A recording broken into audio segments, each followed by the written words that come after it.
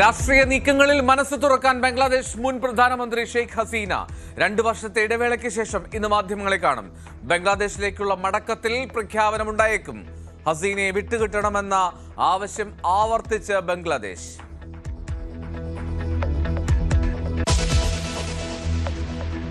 Hormuz തുറക്കാൻ ഇടക്കാല കരാറിലേക്ക് അമേരിക്കയും ഇറാനും ഒമാനും ഇന്ന് കരാറിലെത്താൻ കഴിഞ്ഞേക്കുമെന്ന് US ട്രഷറി സെക്രട്ടറി. ഇടക്കാല കരാറിന് മുജ്തബ ഖമനൈ അനുമതി നൽകിയെന്നും സൂചന. 3 മേഖലകളായി തിരിച്ച് കപ്പൽ ഗതാഗതം ക്രമീകരിക്കും.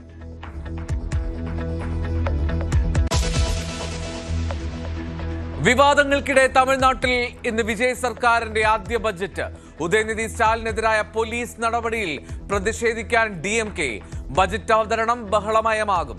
വിജയ് സർക്കാർ പെരുമാറിയത് ഭീകരവാദിയെ പോലെയെന്ന ഉദയനിധി.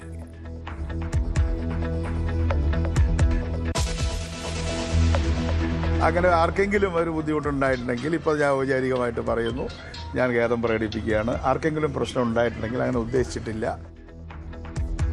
അധിക്ഷേപ പരാമർശത്തിൽ ഖേദം പ്രകടിപ്പിച്ച് CP ജോൺ. സ്ത്രീകളെക്കുറിച്ചുള്ള പരാമർശം പാടില്ലായിരുന്നു. സംസാരിച്ചപ്പോൾ കൂടുതൽ ശ്രദ്ധിക്കണമായിരുന്നു.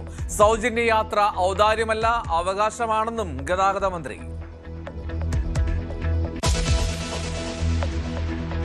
സംസ്ഥാനത്ത് കനത്ത മഴ തുടരുന്നു. 9 ജില്ലകളിൽ തീവ്ര മഴയെന്ന് കാലാവസ്ഥാ വകുപ്പ്. 10 ജില്ലകളിൽ വിദ്യാഭ്യാസ സ്ഥാപനങ്ങൾക്ക് അവധി. പത്തനംതിട്ട, ആലപ്പുഴ, കോട്ടയം ജില്ലകളിൽ മഴക്കെടുതി രൂക്ഷം. കലിമഴയിൽ പൊലിഞ്ഞത് സംസ്ഥാനത്ത് 25 ജീവനുകൾ.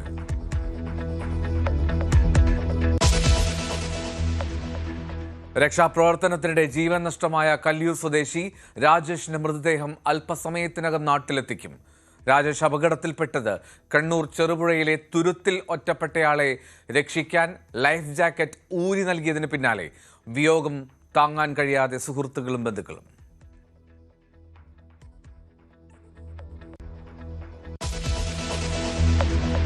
മഴക്കെടുതിയിൽ ആശ്വാസ നടപടികൾക്ക് സർക്കാർ.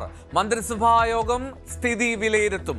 ആറന്മുള ഉൾപ്പെടെ ദുരന്തബാധിത മേഖലകളെ സഹായിക്കാൻ പ്രത്യേക പാക്കേജ് ഉണ്ടായേക്കും. കൃഷിനാശത്തിൽ വർദ്ധിപ്പിച്ച ധനസഹായവും തീരുമാനിക്കും.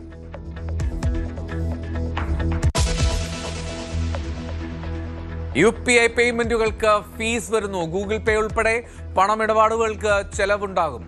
മാറ്റം പാർലമെന്റിൽ അവതരിപ്പിച്ച ക്രയവിക്രയ നിയമങ്ങളിലെ ഭേദഗതിയെ തുടർന്ന്.